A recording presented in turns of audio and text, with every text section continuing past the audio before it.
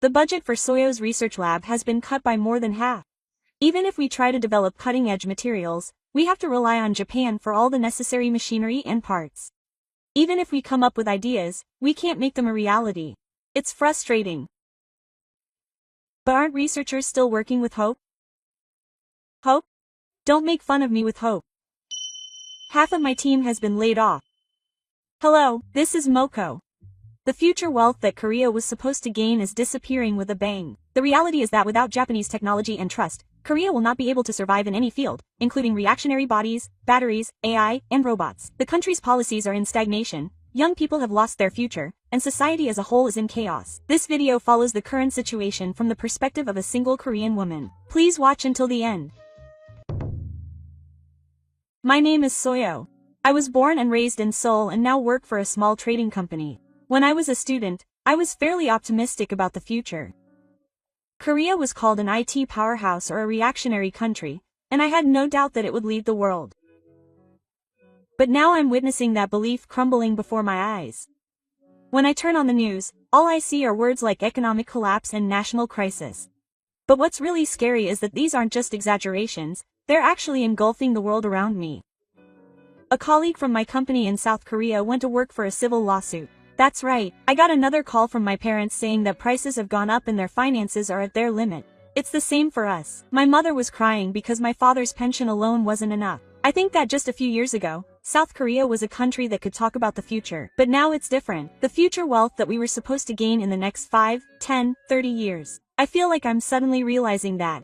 For example, the main industries of the reactionary forces were Samsung and SK Hynix, which they boasted were world-class companies. But behind the scenes, they were systems that could not exist without materials and technology from Japan. When Japan lifted its export controls in 2019, they were shouting that they could make everything, but in reality, that was impossible. At that time, I could still get away with it, but not anymore. The numbers are brutally revealing the truth. A loss of $132 billion within 5 years. 10 years from now, it will grow even bigger. Instead of grasping the wealth of the future, it will be snatched away right before our eyes. My colleague Juno was a researcher, but he was fired at the end of last year. So Ian. I wonder why I even got the white hand. The reality that I can't even make a single material in my own country is so pathetic. I couldn't say anything back. He was a brilliant person, but now he can't even pay the rent and lives in a shared house. And this isn't just about reactionaries. It's the same with batteries. The whole country was excited about the EV boom and saying that Korea would be the world's leader, but in reality, Japan's research on all new batteries was 1 or 2 steps ahead, and Korea's position was gradually weakening. I thought that grasping the future was something that could only be achieved by investing, working hard, and spending time. But maybe Korea took it lightly, thinking that it would be enough to rely on someone else's technology. Now, the consequences of that are coming back to haunt us all at once. My own life has definitely changed. The salary is low but the cost of living is high. Even when I go to the cafeteria with my colleagues during lunch break, we all make ridiculous savings such as ordering only half of the food or sharing the side dishes. The disappearance of the future is not just an abstract concept, but a concrete reality that is tearing apart our daily lives. The other day, I was walking around town and saw a group of young people who looked like college students gathered for a demonstration. Their placards said they wanted to escape from the hell line. At first, I laughed at those words, but as I got home, my heart ached. Because it really is true. I wanted to run away too. Does this country have a future? The answer is obvious if things continue like this. But this is not the end. We have only just begun to see the beginning of its collapse. My gut tells me that an even more serious reality awaits us. To be honest, I don't think anyone could have imagined that Korea's reactionary industries would be in such shambles until a few years ago. Both Samsung and SK Hynix proudly claimed to be world leaders, and the public believed those words. But the structure of dependency hidden behind that was more serious than I had thought. One day, I was watching the news before going to work when the announcer read it out in a matter-of-fact tone. South Korea's reactionary sector also suffered a loss of $132 billion a year. The moment I heard those words, my mind went blank. $132 billion is not just a number. It was a symbol of the wealth that South Korea was supposed to earn for the future. But in reality, it was being sucked away. I was talking to a colleague at the company cafe during my lunch break when a civil servant spoke in a hushed voice. Did you know that when Japan imposed export restrictions, the government declared that it could cover everything with time? But in the end, nothing has changed since then. Instead of changing, It feels like things have gotten worse. Japan has complete control over not only materials but also technology. In fact, materials essential for making reactionary substances such as photoresists and regenerative hydrogen are almost entirely dependent on Japan. And it's not just about supplies. There are areas where South Korea can't keep up, including quality control and manufacturing know-how. Last year, I met a friend from college. He worked at a Samsung research lab, and he said this to me in a friendly tone. That's right, our lab budget has been cut by more than half. Quote, even if we try to develop cutting-edge materials, all the necessary machinery and parts are from Japan. Even if we come up with ideas, we can't make them a reality. It's so frustrating. But aren't researchers still working with hope? Hope? Don't make fun of hope. Half of my team was laid off. His eyes were completely exhausted. The man who used to talk about his dreams was nowhere to be found. The Korean media continues to publish crappy articles saying that they are pushing forward with hellish development. But for those of us on the ground, we can clearly see how empty that is. I'm tired of hearing about a company that is all lip service and is completely domestically produced. In fact, behind the scenes, while they were clamoring for complete domestic production, the factory was shut down and orders from overseas were cancelled. If you lose trust, it's over. No matter how cheap it is, you can't meet delivery deadlines. No one will buy a product with unstable quality.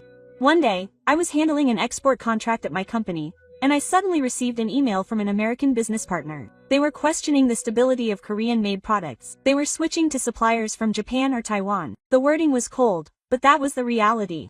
The contract was worth tens of millions of dollars. The whole company was in an uproar, but in the end it didn't help. In the end, it means that no one believes in Korean technology. The only way to get people to believe in it is to produce results. But they don't have the technology to produce those results. It's ironic. No matter how hard you try, if the foundation is weak, your efforts will collapse in an instant. When I got home, my younger brother was watching the news on his smartphone and yelling, "Look, big sister. They lost to Japan again." It's not that they lost. It was never a competition to begin with. Why is our country always like this? He studied engineering and focused on researching reactionary matter. But now all he dreams of is going abroad.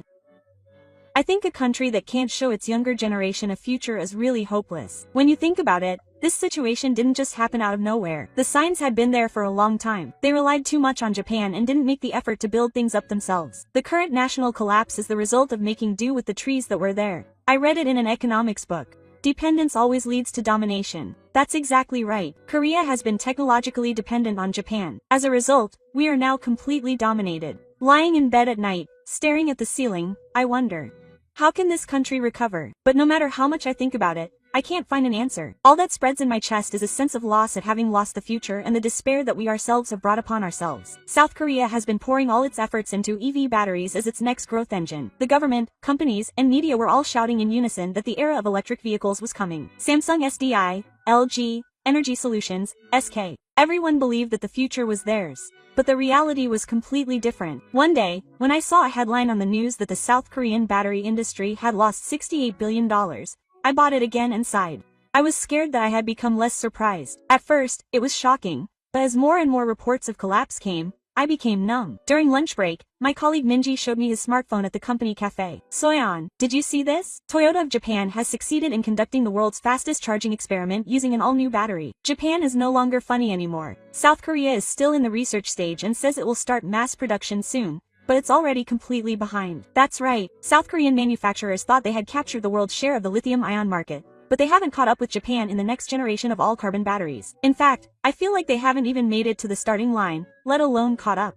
I still vividly remember when I went to the International Motor Awards held in Seoul last fall. The booths of South Korean manufacturers were livening up the event with flashy lights and music, but all they had on display were conventional EVs. On the other hand, the Japanese booths were more subdued, but they had the future in them. The moment I saw the all-carbon battery module explained to me by a Japanese engineer, I was excited. Charging time is less than 10 minutes. The range is more than doubled. Safety has also been dramatically improved.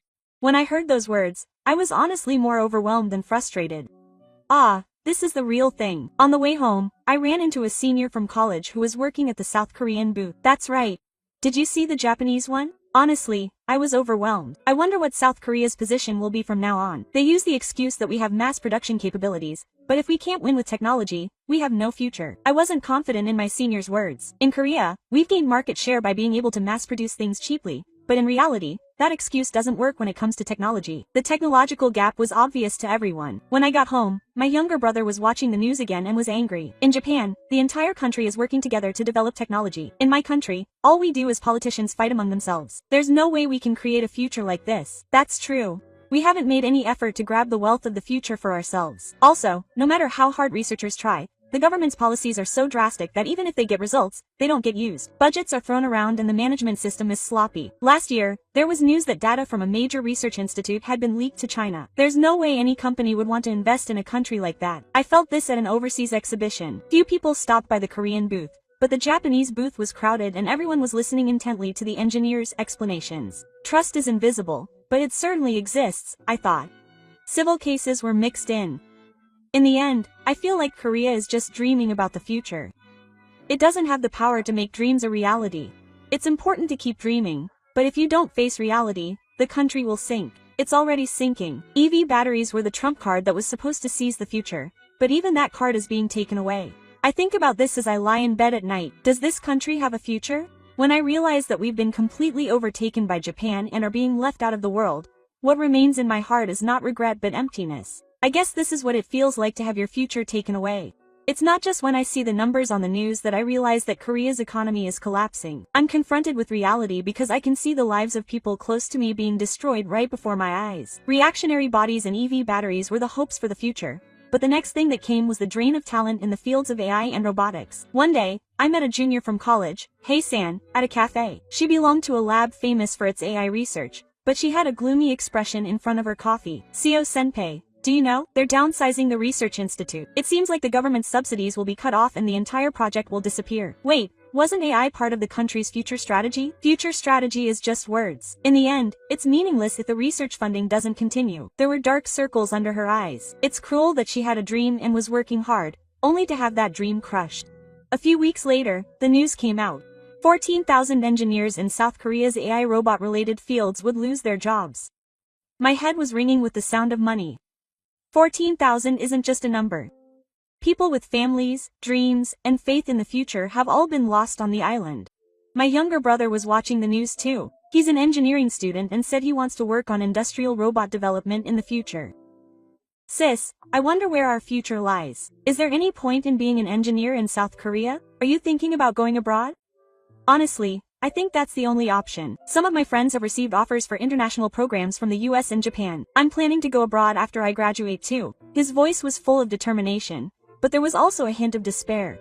The sight of young Koreans abandoning their country has become a daily occurrence. In fact, the number of people being poached from overseas was incredible. From Silicon Valley in the US, to Germany's leading universities, to major Japanese manufacturers, talented people who grew up in Korea accepted offers one after another and left. What was left were researchers who had been abandoned by their country and young people who could no longer envision their future. All of his colleagues at work were joking about it. That's right, we should have been born engineers too. At least we could have escaped overseas.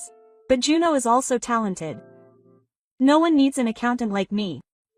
All we can do is watch the country sink by simply tweaking numbers. He said it with a laugh, but his laughter was dry. The fields of AI and robotics are not just technologies. They have the power to change the very structure of the future industry. South Korea also used the term Fourth Industrial Revolution a lot, but in the end it was just empty talk. They couldn't protect their researchers, couldn't secure the budget, and kept sending their talent abroad. There's no way a revolution will happen like this. I'll never forget the shock I felt when I visited a robot exhibition in Japan last year. There were robots for improving the health of the elderly, nursing care robots, and even autonomous systems combined with AI. They were all so well made that I felt the future was here. A Korean company was exhibiting at the booth next door, but to be honest, the level was on a different level. The performances were flashy, but the content didn't match up. On the way back from the exhibition, a civil servant sitting next to me muttered, "I wonder why our country can't make the real thing." It's probably because we've been ignoring the accumulation of knowledge. We've been looking for shortcuts and neglecting the basics. The path of a country that neglects basic research is already upon us. 14,000 engineers are leaving to work, and more young people are fleeing the country. All that's left is an empty industry that can't talk about dreams. Quote. As we ate dinner together that night, he said, "Do you think I'll regret going to Japan if I go? I might regret it, but wouldn't I regret it more if I stayed here? That's right, there's no future in Korea." Quote. His words were so heavy that I couldn't hold my chopsticks in my hand. How can we put our hopes in a country that tells its young people that they have no future? And then I realized it too. This isn't just a case of talent drain. It's the country's very future flowing overseas. To be honest, I never thought South Korea would fall apart like this. The reactionary elements, batteries, and AI were all trump cards for the future, but they've been peeled away one by one, and before we knew it, we're completely naked. People around me are starting to say that there's no hope anymore. Last year, the government announced an $85 billion economic package. The media has been hyping it up for generations as the largest support package on the market, but the actual content was just a bunch of random things. It didn't seem like a fundamental solution, like handing out cash to each citizen or subsidizing specific industries, but rather a way to buy time. The civil servants said, "We were asked to submit documents for the total subsidy, but the conditions are all so confusing that it doesn't make sense." In the end, it seems like only people close to politicians and big companies are getting special treatment. Small and medium-sized businesses are being abandoned. To people on the ground, no matter how much the government shouts that it's for the people, it all sounds like a lie. Because in reality, jobs are disappearing, prices are skyrocketing, and life is becoming increasingly difficult. What was even more shocking was the results of an internal investigation conducted at a major South Korean research institute at state expense. The results showed that state-secret technology had been sold to China. I was simply astonished. How could they so casually sell off technology that supports the future of their own country for money? When my younger brother saw the news, he slammed his desk and shouted, "Don't mess with me. There's no way South Korea will be trusted by the world if this continues." It's not just that they're trusted, they've been completely discredited. Neither Japan nor the United States have chosen South Korea as a partner. In fact, South Korea's name doesn't even come up in the international framework for quant and advanced technologies. Previously, they were treated as an indispensable player, but now they're seen as nothing more than a bundle of risks. When I was negotiating a contract with an American company at my company, who had sensed this, the person in charge at the other company said it clearly. "We can't take the risk of partnering with a South Korean company. We'll choose Japan or Taiwan." The atmosphere in the room froze in an instant. My boss was red in the face and protesting that Korea had technological prowess, but the other person calmly replied, "Technological prowess and trust are two different things." I muttered to myself, "That's right." What Korea had lost was not just technology, but trust itself. The collapse of that trust was also reflected in the atmosphere of the city. Small shops were closing one after another, and there were fewer job advertisements. Walking around the city at night, all I could hear were young people complaining about wanting to go abroad. I went out drinking with my friend who had stopped researching AI and is now working in a regular office job. "Soyeon, I've stopped thinking about the future." "What do you mean stopped?" "Thinking about it only brings despair. If that's the case, it's easier to live in the present." Her smile was sad. I could feel that the entire country was drifting in the direction of giving up on the future. If the power to believe in the future disappears, this country will melt down. To make matters worse, the politicians were so absorbed in insulting each other that they couldn't even debate. When I watched the live broadcast of the National Assembly, not a single word about solutions to the problem was mentioned. They're just yelling at each other, saying you're a bad traitor. My brother was dumbfounded. There's no way we can entrust our future to a country like this. I'm definitely going abroad. Maybe I should go. But that's really sad. What's sad is that his words are realistic and undeniable. South Korea is currently in the midst of a national meltdown. The numbers, the reality, and people's hearts are all collapsing. There may only be a handful of options left for this country. At this point, even the words, "the country's future," ring hollow. All I can feel is stagnation and despair. And above all, the country as a whole has no direction. South Korea's options are limited. None of them are even six. The first is to throw away their pride and compare themselves to Japan. They may say it's cooperation on the surface, but in reality, it's complete dependence. Since the Export Control Association in 2019, they've been polite to Japan, but in the end, they have no choice but to bow down and ask for help. It's pathetic, but everyone knows that's the most realistic path. When I was talking to my friend Minji at a cafe, she said with a wry smile, "In the end, we were just protecting our pride by saying it was half a day." Yeah, but that pride was nothing more than an excuse to sell out our future. It's humiliating to say it in words like, compared to Japan, but I guess that's the only option. The second option is to keep shouting about complete domestic production. This is a slogan that the government has been using for a long time. We'll be 100% independent with our country's technology. But what happened when we actually tried it? The factory stopped and the research data was leaked. You can say whatever you want with your mouth, but in reality, complete domestic production is just a pipe dream. If you cling to such an illusion, you'll only make the time you have left even sadder. My brother went to dinner. "Sis, another domestic production project was announced on the news. I wonder how many times it's been. There's no point in counting. It seems they're going to show us the same dream again even though there are no results." His voice was dripping with complete resignation. The moment they tell the younger generation to give up on their dreams, this country may be finished. And the third option is to continue as before, trying to regulate other countries. Getting closer to China or cozying up to the Middle East, depending on who they can use at any given time. And then getting betrayed again, the cycle repeats. My boss once said at a company meeting, "We should find a way out in the Chinese market, but China will just use Korea. In the end, their technology and human resources will be sucked away and that's it." My boss couldn't say anything, but it was the truth. The way of life of regulation has reached its limit. When you think about it this way, all the remaining paths are close to destruction. No matter which path they choose, Korea will never be able to regain the wealth of the future it once had. But I think the biggest problem isn't that they have no choice. They don't realize that they themselves have destroyed their own future. They blame Japan, cry that they have been betrayed by China, and vent their frustrations on America. It's all someone else's fault. But that's not really true. They didn't build anything up. They kept running away from reality. That's the result of what they have now. Looking down at the city of Seoul from my window at night, the neon lights of the skyscrapers are still bright, but their brilliance is somehow empty. Down below, young people are clamoring to leave the country, while the middle-aged generation laments that things were better in the past, and the elderly are left to watch as the country falls apart. I thought to myself, South Korea should realize that it is destroying its own economy. Even if they realize it too late, it's better than sinking without realizing it. That's what I thought. What did you think? What South Korea has lost is not just technology and wealth, but the very power to realize its own future. Reactionary bodies, batteries, and AI have all collapsed due to dependency and exhaustion. The options left are bleak, and no matter which one is chosen, there is no hope of easy recovery. Even so, the first step begins with fixing reality and realizing one's own mistakes. The future of the nation depends on that resolve. Please let me know your thoughts and opinions in the comments. Thank you for watching until the end. See you in the next video. Hey, Jew, have you had any cancellations too? Not only have there been any, but there are 0 reservations for next week. This is the first time I've ever experienced something like this. Today, all the Japanese groups I was supposed to guide canceled. They said they didn't feel welcome even if they told me. That's really tough. Hello, this is Moko. In Korea, the town started to get upset just because there was a rumor of restrictions on Japanese tourists entering the country. It seems that people have finally realized how big the presence of Japanese tourists was, even though the half-day campaign had been going on. In Korea, which relies on tourism, Japan's influence has even reached the economy. In the midst of all this chaos, a Korean man begins to question the current situation. What did he feel when he saw the reality of the situation firsthand? Please watch until the end.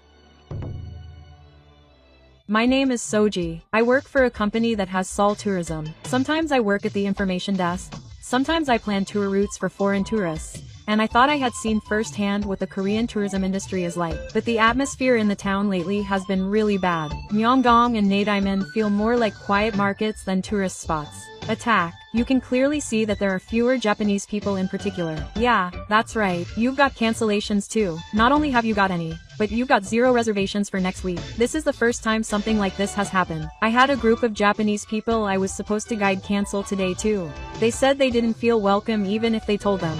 No, that's really tough. Who was it that started the No Japan movement? It was us, wasn't it? At the time, we were making a big fuss about the lack of Japanese products and saying that traveling was a crime, but it's no use asking them to come back now. Walking around the city, Myeongdong Street is empty. There are shops with their shutters down here and there. Even the Japanese signs are now proudly displayed. This used to be a cafe with long lines, right? Yeah, I think it was a matcha sweet specialty store. It was full of Japanese people. I've guided people there a few times. This place is probably gone now. Yeah, I heard it closed last summer. The owner said that Japanese people weren't coming. This scene really makes me sad. Of course it does. No one realized that if they just keep making a fuss and shut Japan out, they'll be the ones who'll be closing their own doors. An old lady from a nearby shop passed by. Her eyes were lonely, yet calm. I saw a YouTube video of a Japanese traveler yesterday who said that Korean tourist spots are like ghost towns now. Is that the one that's going viral? They said that when they went there, they were scared because there were so few people. Yeah. And to be honest, it was painful to hear that the customer service was cold and that English was difficult to understand. Well, I can't argue with that. The Japan Tourism Agency is desperately trying to get things done. They're putting up campaigns like a Korean culture tourism event for 100,000 yen and discount coupons that will save you up to 50,000 yen. But to be honest, it's not having an impact. Aren't they being too naive to think that they'll come back just by making posters and videos? It's just on the surface. The fundamentals haven't changed at all. Overcharging, double pricing, cold attitudes, and a half-day trend of showing their emotions. The Japanese have been feeling this for years. We've been turning a blind eye to it. We want it. But who are we to say we hate Japan? Japanese people are more sensitive to the situation than we think, so if they feel unwelcome, I don't think they'll come back. That's exactly it. On top of that, Korea's attitude changes every time the government changes, which makes them even less trustworthy. The current government will probably play the half-day card again before the election. It's a historical issue. That's right. They say Japan hasn't apologized, but the people haven't had a chance to learn how many times they've ignored apologies, and they've been running on emotion. It's like a competition to see how much they can complain about Japan, rather than the facts. This is the result. Tourist spots are empty. Shops are closing one after another. The government is desperately trying to get people to come, but no one is coming, of course. I looked up the number of tourists to Japan on my smartphone. Apparently, the number of foreign tourists to Japan is not only recovering, but is actually at an all-time high. Wow, Japan has become a major tourist destination. Clean, safe, honest. The infrastructure is good, the toilets are clean, the work culture is diverse and delicious, shopping is convenient, and all the compliments are about convenience. It's frustrating, but I guess I have no choice but to accept it. It's too late that we finally realized how important Japanese tourists were when they disappeared. If things continue like this, I think Korea's tourism industry will really be finished. It's already dead. Not just tourism, but the entire economy is in jeopardy. But I feel like it's not too late. If they apologize properly, make improvements, and make an effort to regain trust. I wonder if they can do it. I feel like their dignity as a country is being questioned. The difference between Japan and Korea may lie in how they are as people, rather than in culture or economy. The wind blew through the streets of Myeongdong, and the Korean plane flying overhead fluttered. Beneath it, I was looking back at my own country. Welcome back. Who would come back to Korea? A promotional video from the Japan Tourism Agency on a smartphone screen. Welcome to Korea with Japanese subtitles. They say now is the time to rediscover travel, but it's clearly a template smile and forced music. You can't feel even a millimeter of passion from the creators. Tourism is meaningless if you can't convey your feelings. This morning, a new instruction popped up in the company group chat. They're instructing each facility to create Japanese posters to create a welcoming atmosphere on social media for Japanese tourists. It's so repetitive that my arms feel like they're going to fall off. Kyoin came in the afternoon. Myeongdong closed again. The chicken shop that had been in business for 3 years ended yesterday. The attached photo showed the owner standing in front of the shutter, all alone, taking down the sign. Seriously? Another light in the city has gone out. Yesterday, I watched a video of a Japanese travel influencer, and he said that there's no reason to go to Korea anymore. Those words are so real that they make me want to cry. I've been feeling so emotional for half the day that I don't feel welcome. Even if they tell me to come, it feels fake and scary. Of course they would think that. After all, we were shouting, "No Japan."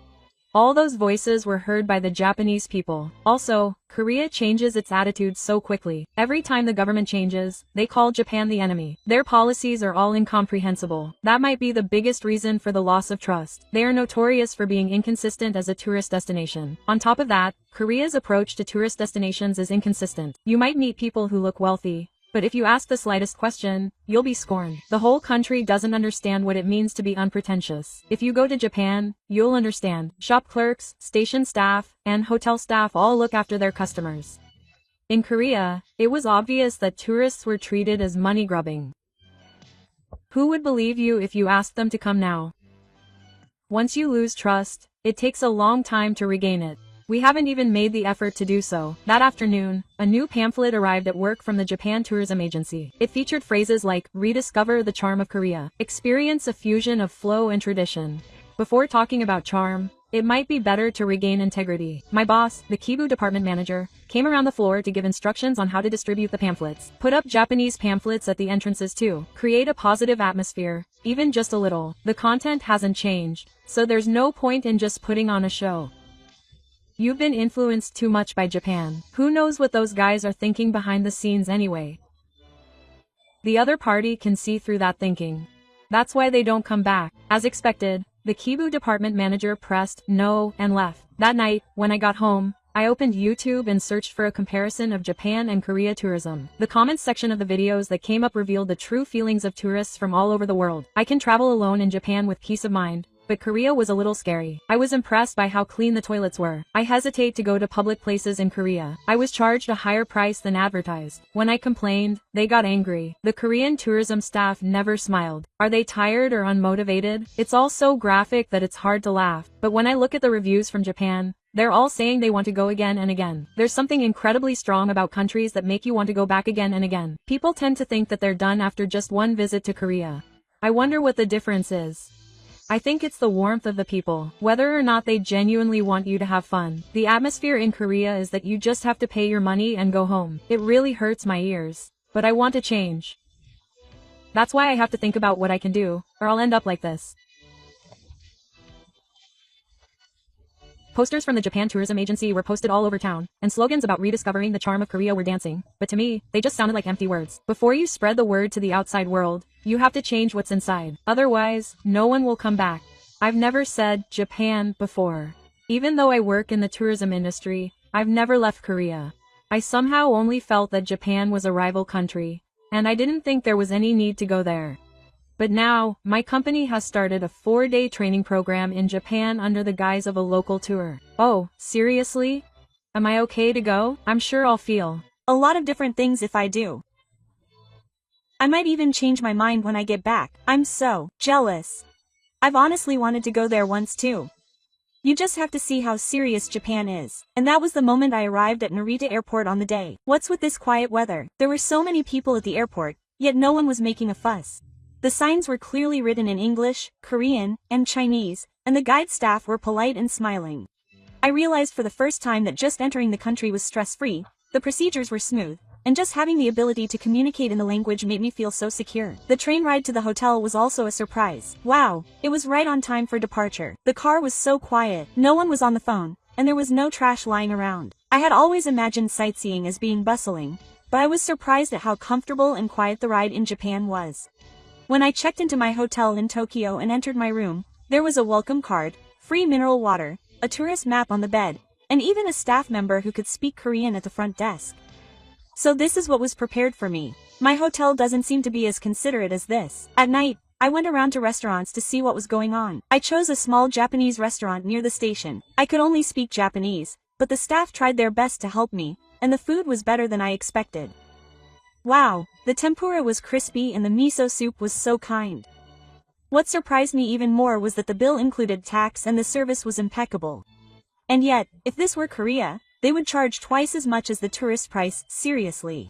The next day, I stopped by the Tourist Information Center while walking around Dotonbori in Osaka. The old staff member who helped me there said this to me: "Welcome from Korea. If you get lost, feel free to ask me anytime. Why are you so kind to me even though we've just met?" At the convenience store I stopped at afterwards, the staff carefully packed my items into a plastic bag and gave me the change with both hands. Everything felt good. Is this what it's like to be honest? The hotel toilets, the station toilets, and the public toilets along the road were all spotless. I didn't notice any noise or smells. In Korea, it's hard to find a restroom, and to be honest, there were many places I didn't want to use. It's not so much a cultural difference as it is a difference in how people are treated. And the signboards that are on par with Kyoto's own are written not only in English but also in Korean, and I saw volunteer tourist guides voluntarily giving directions. Why are we always on the giving side? Since when did we, Korea, become the taking side? On the last day of my stay, I stood alone at the Marunouchi exit of Tokyo Station. The red facade of the station building was beautifully maintained in the plaza. Tourists were walking while looking at maps. Everyone looked relaxed. I realized this when I came here. Japan polishes tourism and tourism as the face of the country. Preparing for someone. Thinking about someone. Doing the obvious things carefully is what creates trust. What about Korea? I thought it was natural to write about the popularity of KP and the drama, Ganryu.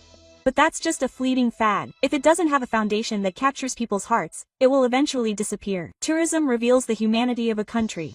I thought to myself as I looked out the window on the plane on the way back. I think I've come to like Japan. It's frustrating, but let's have a toast. But that's why I think there's something I can do in Korea too. When I get back, the first thing I'll do is change the workplace, even if it's something small, because what we need now is reflection and reconstruction. Even in Korea, I'm different now than I was before. Ah, I'm back. When I left the airport in Seoul and got on the bus, what spread out outside the window was a completely different world from the quiet Japan. Horns, yelling. Bundles of trashy flyers stuck on the streetcars, trash bags lying around. It's only been 3 days, but has Korea always been this tiring? When I showed up at the office the next morning, I was suddenly greeted by deafening yelling. You're making me say something. Why are you taking so long to answer when I'm asking you to? Quote, I'm sorry. I'm just checking. Phew. I really feel like I'm back. When I got back to the office, my duties as a manager were quickly approaching. How is it? Yes, to be honest, there was a lot to learn from the workplace in Japan. The level of customer service, infrastructure, and ease of understanding of the guide were honestly better than Korea overall. HMPH. Those guys only make things look nice on the surface, but they're making us look stupid behind the scenes. They've forgotten their history and show no remorse. Don't praise a country like that. No, politics and the field are different. From a tourist's perspective, it was certainly a comfortable country. You have to admit that. You didn't come back brainwashed by Japan, did you? No, you just learned the reality. The air froze for a moment. But I had no intention of backing down. Yuna came to my desk during lunch break. How was Japan?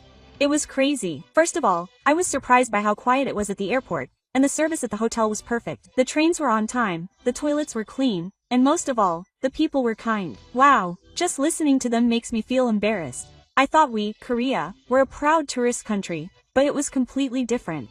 I think I've completely woken up. That's right. Lately, even when I work here, there's an atmosphere where people say I'm flattering customers just for smiling. That was normal for Japanese people. In fact, it felt strange if I didn't smile. That afternoon, I submitted a proposal in a meeting in the car. The theme was a project to improve customer service for Korean tourism, a new customer service manual, more multilingualization at tourist information centers, introduction of a training system for on-site staff, and introduction of Japanese-style hospitality and experience sharing.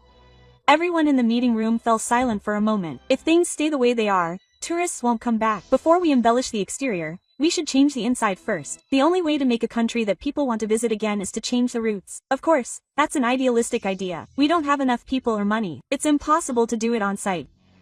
In Korea, which ranked first, such a superficial culture has never been sung. But if we don't do it, we'll just sink. You've already experienced the meaning of people stopping coming. Japan is properly building trust. We should start doing the same. Then you show us an example first. Anyone can talk. I'll do it. Nothing will change unless you do something. The meeting ended without any conclusion. But that night, I received a line message on my smartphone. You're serious, huh? I wanted to change too. Even if it was just a little bit. Thank you. I can't do it alone, so please help me. The next day, I stood at the information desk counter. A Japanese couple in their 50s came in.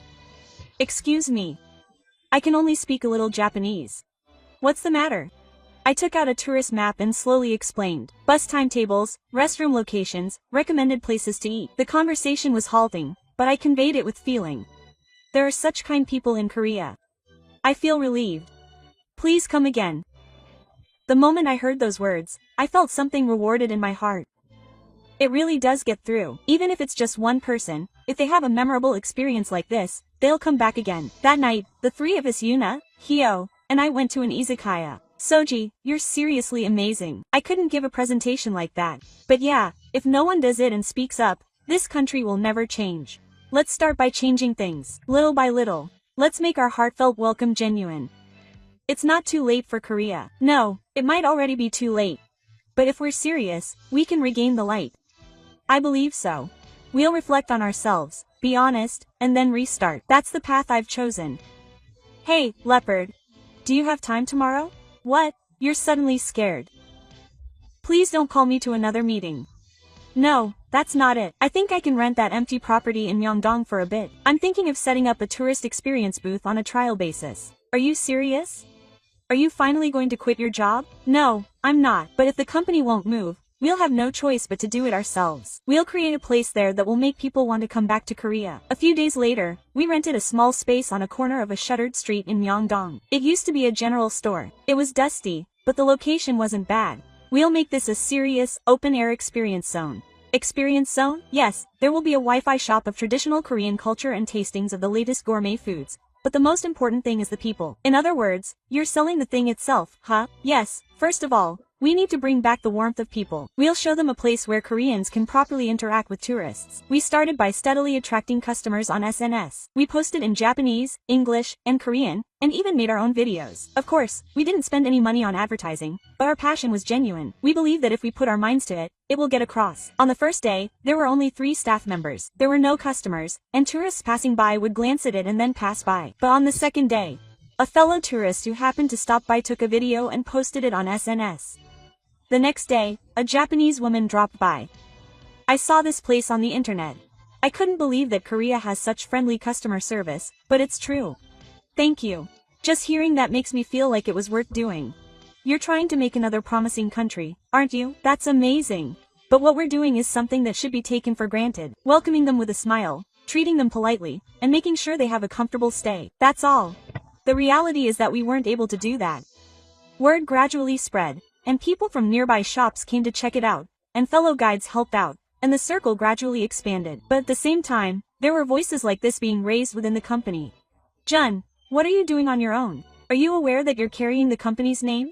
This is your personal activity. I'm not causing any trouble for the company. Society isn't so easy that you can just act on such short notice. I understand. But no one is happy with the way things have been done up until now, so we have no choice but to change our approach. Suzumi and the others kept going, feeling the pressure from the company. There were many failures. There was a near food poisoning incident during a tasting, a mistake in a reservation, and a mistake in arranging an interpreter, but there was a sense of seriousness in it. The tourists' gratitude healed everything. One day, the Korean media came to interview us. I think there will be criticism of this initiative to welcome Japanese people in an era of no Japan, but I want those who criticize to first think about what tourism is. Tourism is about entertaining someone. Nationality and emotions shouldn't be brought into it. What will happen in the future? We will reflect on our past experiences with Korean tourism and start over with integrity. That's what we need to do. Some people online said that we shouldn't be a pandering country. But there were more warm comments than that. If there are people like this, I want to visit Korea again. I experienced true hospitality in Korea. Thank you, Korea.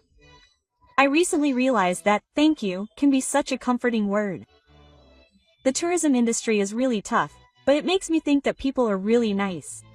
In the end, what people remember more than the country's signboard is who you met. Since then, little by little, someone has started coming to our small tourism experience booth every day. From Southeast Asia, Europe, America, and even Japan. We had 3 groups come this morning. I'm happy, but this number of people is already overwhelming. It's a luxurious problem. In the beginning, there were 0. It brings back memories. So, can I talk to you for a moment? Yeah, what's wrong? I want to continue working here forever. Honestly, it's much more rewarding than working for a company, and people's thank you is the best. Me too. I thought, this is what it means to be moved. Meanwhile, a certain Japanese news site picked up on our activities. The title was Korean Youth Take Action to Regain Trust Beyond the Half-Day Movement. It was translated and spread throughout Korea, and inquiries suddenly increased. One day, a Korean student in his 20s came to me and said, I was participating in the No Japan movement, but after reading your article, I wondered what I had been doing. I was filled with a sense of guilt, so thank you for coming. That's the first step in everything. Anyone can change the moment they realize it. Seeing the student's back as he left with tears in his eyes convinced me. This country isn't lost yet. A few days later, I finally got a call from the Seoul Tourism Agency. They said they would consider officially supporting it as a private, advanced tourism project, and that they might even be able to subsidize part of the budget. But now, I personally believe that activities like yours will open up the future of tourism in Korea. To be honest, I was a little confused, but more than that, the fact that there were people in the government who were seriously trying to change motivated me to move forward. There are definitely people watching. It doesn't matter if it started in the private sector, whether the government follows suit or not, what we do won't change. That's right, we face the person in front of us with all our heart. That's all. Korean society won't change anytime soon. Politics, education, and public opinion will still take time, but there are certainly signs of a movement to rediscover trust. Japanese repeat customers are gradually returning. It's more comfortable than before. The staff were smiling. Such comments were quietly written in the corner of SNS. That was enough. I don't get upset when I hear the words, no Japan, anymore. Because it's already becoming a thing of the past. Hey, Jun, what are we going to do from now on? Instead of the usual sightseeing, let's deliver memorable encounters. In a way that only we can do. Without any pretense. It's lame, but maybe it's okay. The three of us laughed as we watched the sunset quietly sink into the sky of Myeongdong. There was a little light shining here, different from the lonely, shuttered streets of that day. What did you think? South Korea's tourism industry used to rely heavily on Japanese tourists. However, the emotionally driven half-day movement and society's negative attitude eroded trust and alienated people. Nevertheless, the actions of one man moved those around him, and eventually lit a small ray of hope in society. A heartfelt welcome is the power that transcends borders and is the key to realizing the future. Please let us know your thoughts and opinions in the comments. Thank you for watching until the end. See you in the next video.